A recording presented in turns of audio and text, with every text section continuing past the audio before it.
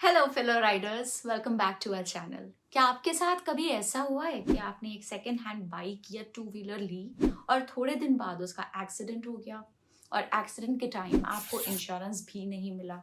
आप insurance company को call करते हो और वो कहते हैं आपका क्लेम रिजेक्ट हो गया। रिजेक्शन से तो हमें वैसे ही डर लगता है।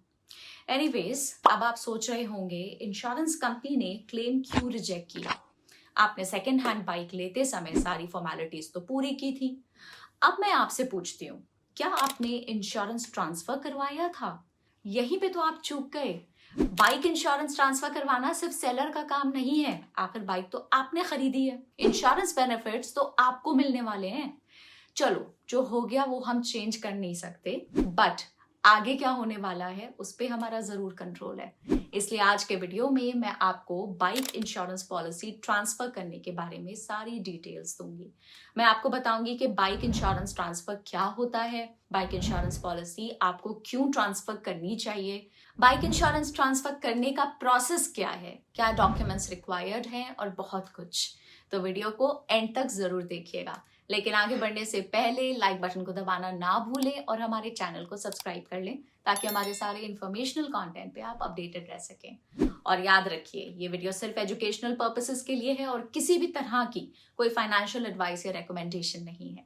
Let's begin.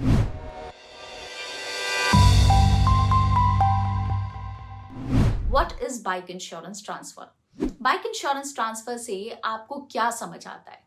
सबसे पहले तो आपको पता होगा कि बाइक या टू व्हीलर परचेज करना कितना कॉस्टली है, और तो और फ्रीक्वेंटली बाइक या टू व्हीलर के मॉडल्स भी अपग्रेड होते रहते हैं।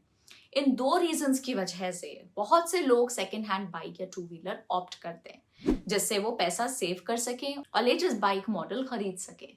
जब आप सेकेंड हैंड बाइक या टू व्हीलर खरीदते हैं तब आप इंश्योर जरूर करते हैं कि बाइक या टू व्हीलर की ओनरशिप आपको ट्रांसफर हो गई हो। ओनरशिप के अलावा आपको एक और चीज का ध्यान रखना चाहिए, इंश्योरेंस पॉलिसी।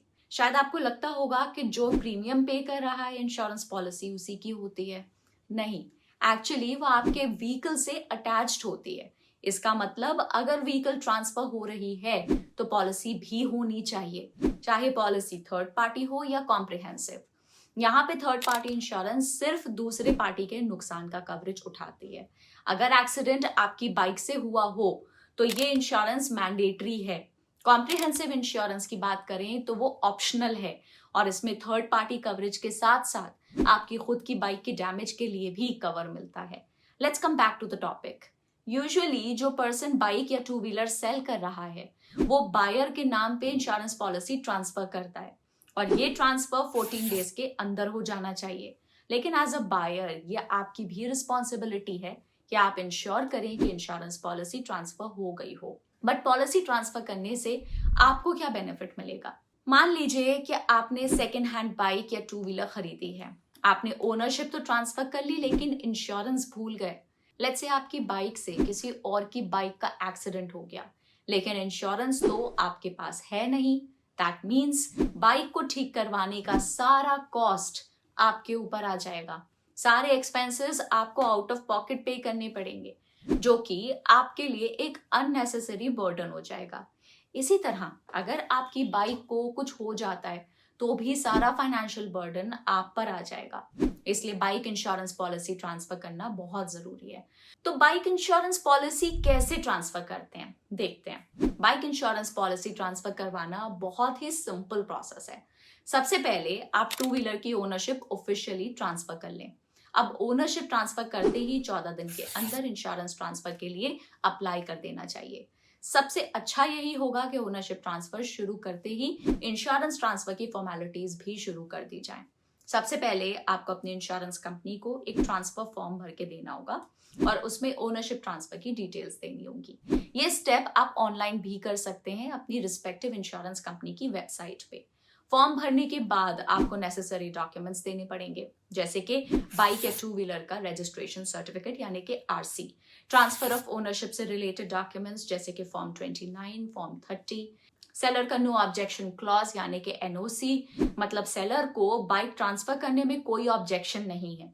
ये डॉक्यूमेंट्स आपको आपके लोकल आरटीओ के ऑफिस में मिल जाएंगे या फिर आरटीओ की ऑनलाइन वेबसाइट पे। याद रखिए, बाइक ट्रांसफर करते समय फॉर्म 29, 30 और एनओसी सब एक साथ सबमिट करें, जिससे आपको लोकल आरटीओ को सारी इंफॉर्मेशन रहेगी और इंश्योरेंस में भी डिले नहीं होगा।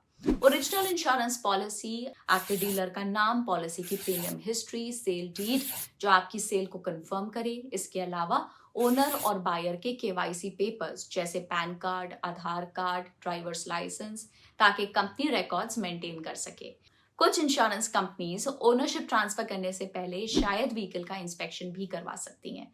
वेरिफिकेशन के बाद इंश्योरेंस कंपनी आपकी पॉलिसी को ट्रांसफर कर देती है। यहाँ पे एक बात नोट कीजिए कि कुछ इंश्योरेंस कंपनीज पॉलिसी ट्रांसफर करने के लिए एक नॉमिनल फी भी ले सकती हैं। मुझसे बहुत लोग पूछते हैं कि मेरा नो क्लेम बोनस या एनसीबी का क्या। एनसीबी नहीं पता आपको? मैं बताती हूँ। मान लीजिए कि आपके पास एक बाइक इंश्योरेंस पॉलिसी है, बट पॉलिसी ईयर में आपने कोई क्लेम नहीं किया। इंश्योरेंस कंपनी आपसे खुश होकर आपको नेक्स्ट ईयर के प्रीमियम पे डिस्काउंट देती है। इसे हम नो क्लेम बोनस कहते हैं। लेकिन जिस तरह आप अपनी बाइक इंश्योरेंस पॉलिसी ट्रांसफर करते हैं, आप एनसीबी नहीं ट्रांसफर कर सकते। एनसीबी पॉलिसी होल्डर के पास ही रहती है और वो बाइक के बायर को ट्रांसफर नहीं हो सकती। लेकिन पॉलिसी होल्डर एनसीबी अपनी ओल्ड व्हीकल से न्यू व्हीकल को ट्रांसफर कर सकता है। बस वो बाइक या टू व्हीलर ही होना चाहिए, ना कि कार। अब शायद आपको क्लियर हो गया होगा कि आप अपनी बाइक इंश्योरेंस पॉलिसी कैसे ट्रांसफर कर सकते हैं। वीडियो एंड करने से पहले मैं आपको कुछ टिप्स बता देती हूँ, जिससे आपका ट्रांसफर प्रोसेस थोड़ा इजी हो जाएगा। जब भी आप सेकेंड हैंड बाइक या टू व्हीलर बाय करते हैं तो व्हीकल को अच्छे से चेक जरूर करें और ये भी चेक करें कि इंश्योरेंस पॉलिसी है या नहीं।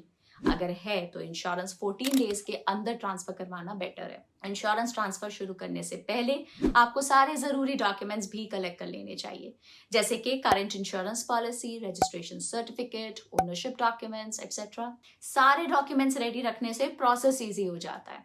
तो यही था आज का वीडियो। बाइक इंश्योरेंस ट्रांसफर एक बहुत ही जरूरी प्रोसेस है जो हम अक्सर भूल जाते हैं जब हम सेकेंड हैंड बाइक या टू व्हीलर खरीदते हैं। लेकिन ये एक ऐसा स्टेप है जो हमें फ्यूचर में किसी भी फाइनेंशियल बर्डन से बचा सकता है। इसलिए जब भी आप सेकेंड हैंड व्हीकल खरीदने जाएं तो ये याद रखें कि आपके व्हीकल के साथ साथ उसकी इंश्योरेंस पॉलिसी भी ट्रांसफर करनी होती है। मुझे उम्मीद है कि आज के वीडियो से आपको ये समझ में आ गया होगा कि बाइक इंश्योरेंस ट्रांसफर कैसे किया जाता है और इसके क्या फायदे हैं। अगर आप ऐसे ही किसी और टॉपिक पे इंफॉर्मेशन चाहते हैं तो नीचे कमेंट करके जरूर बताएं। और अगर आपको ये वीडियो पसंद आया हो तो इसको लाइक बटन दबाना मत भूलिएगा और चैनल को सब्सक्राइब कर लें। याद रखिए, ये वीडियो सिर्फ एजुकेशनल पर्पसेस के लिए है और किसी भी तरह की कोई फाइनेंशियल एडवाइस या रिकमेंडेशन नहीं है। तो फिर मिलते हैं नेक्स्ट वीडियो में। तब तक के लिए take care, stay healthy, bye bye.